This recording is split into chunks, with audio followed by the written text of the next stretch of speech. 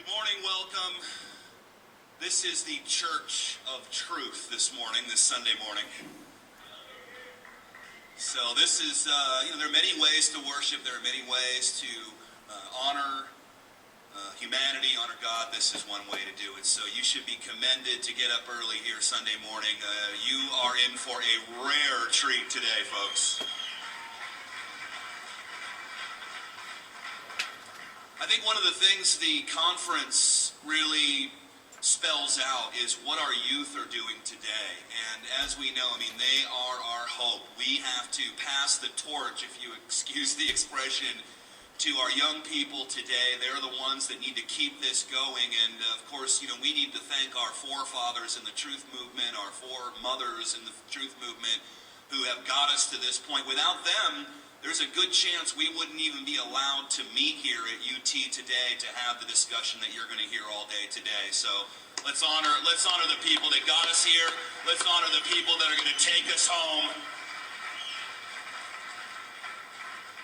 One of the people that I speak of, the Generation X as they're called, sometimes Generation Y or Z. I myself am from the Sonic Boomer generation. I'm not a baby boomer and I'm not a Generation X.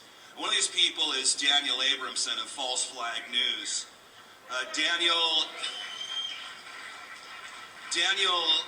really gives me hope that we're going to win this thing. He is just an exhaustive, comprehensive researcher. He works extremely hard. He goes to college. He lives his life. He's a musician and an artist, a researcher, runs a website, does a radio program on the one and only GCN radio network Monday nights at 7 o'clock here Central Time. He's a freelance journalist, researcher, musician, college student, GCN radio host. He's the creator of FalseFlagNews.com, a multifaceted website addressing issues related to false flag terrorism and the New World Order in general.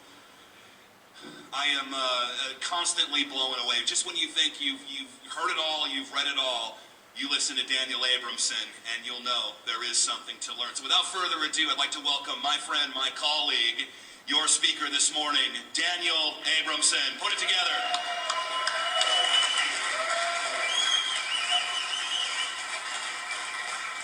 Thank you for the warm introduction. Let's see if we can get this going here. I think we can get the screen going here, guys. Should I just touch this? All right, cool. Well, thank you, everybody, for coming out this morning. It was difficult for me to wake up as well, so I definitely appreciate it, and I appreciate the remarks, Jack. Thank you very much. All right, I would speak more. I want to give you an introduction story. I wish I had time to flesh things out more, but there's just too much to talk about right now. Do we have good microphone levels? I think we're going to have to take this cell phone now, which is good. Sorry, brother. Off to a less than auspicious start, but I just want to start right now by talking about what I see as the global breakdown. I think a lot of the time what we've done as a movement is we talk about September 11th. What happened? Well, there was a controlled demolition. People talk about the Pentagon. People talk about the hijackers training at U.S. Air Force bases. People talk about the insider stock trades. People talk about the thousands of different points that when we look at it suggest not only what the government is telling us is a complete lie, but that what actually appears to be happening is a pattern of terrorism created by government agencies to mind control you, to really mind control the world, to make you think that there is a threat of the other, and that if we don't fight this threat, if we don't invade, if we don't create a police state, if we don't take over the world's oil, we will all perish. So I think we've done a good job in fleshing out the research points of how 9/11 happened.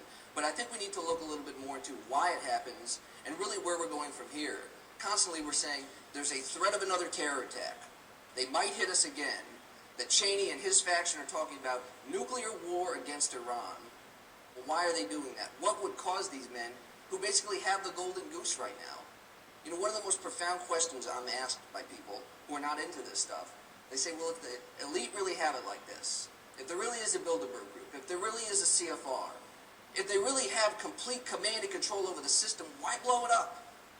Why kill the golden goose? They have it on lockdown right now. What would compel these men to risk basically nuclear annihilation?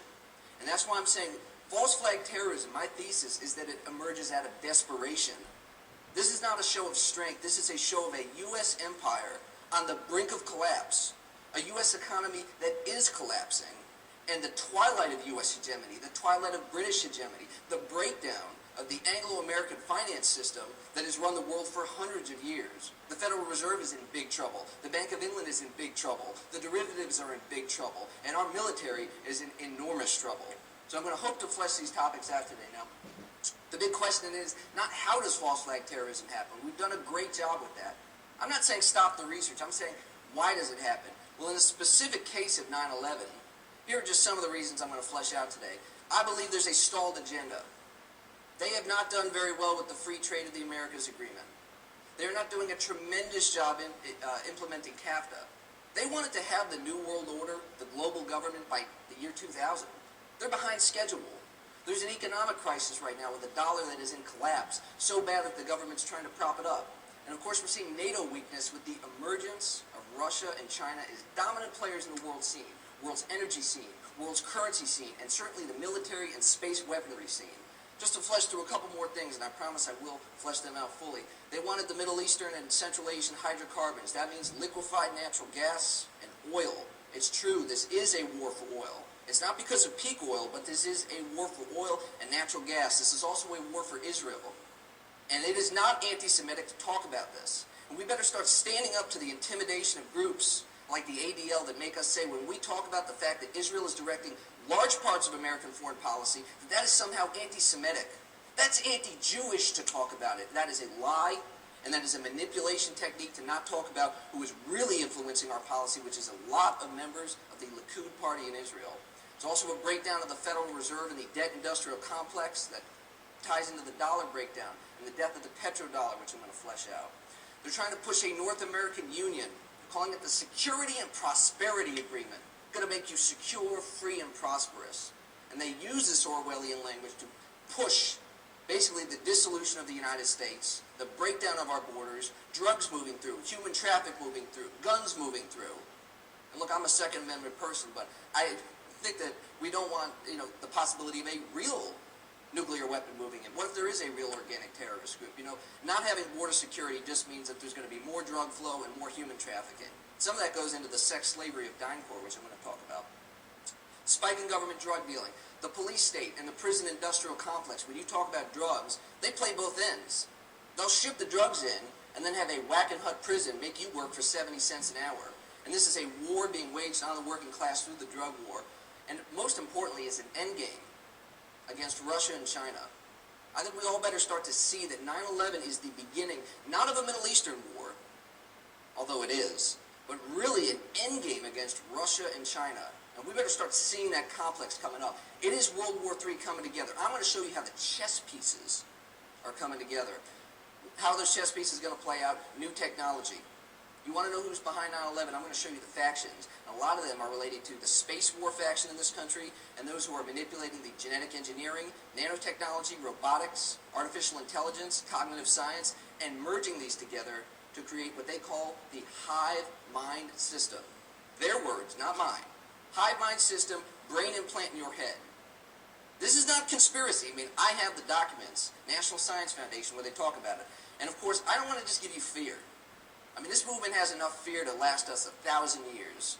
Fear-mongering is a dime a dozen in this movement. I'm going to try to offer you solutions, because I don't want to just tell you we're screwed. What good am I at that point? We might as well just give up, right? So I'm going to try to give you some good solutions. Let's get right into it. I'm going to need to take a couple drinks of water. It happens, so you're going to have to forgive me. Look, I just want to talk about the present situation right now. I'm going to get into all this, I promise, but I want to just talk about where we are right now. We often talk about Iraq and we say, well, Iraq is a disaster. They really bungled it. But I think we should just flesh out where we are with Iraq and how it relates to Iran. What's amazing to me is that the vast majority of Americans have now turned against the war in Iraq. Now, I don't necessarily think this means most Americans are anti-war. They're anti-losing. That's a point Scott Ritter makes. They're not against the slaughter of at least 700,000 people. The Lancet said it was 650,000. That was almost a year ago. The British number said about 600,000. And of course, that does not count the depleted uranium, which is creating a new radioactive Hiroshima in that country with a half-life of billions of years. The increase in cancer and leukemia that will come far after, or if our forces ever leave, who knows. mean, maybe that whole region will just get wiped out. And the soldiers come back with that. But I think the American people are against losing. I think if we were winning this war, they would say, rah, rah, support the genocide, in the same way so many people said, shock and awe. Let's shock and awe these Arabs.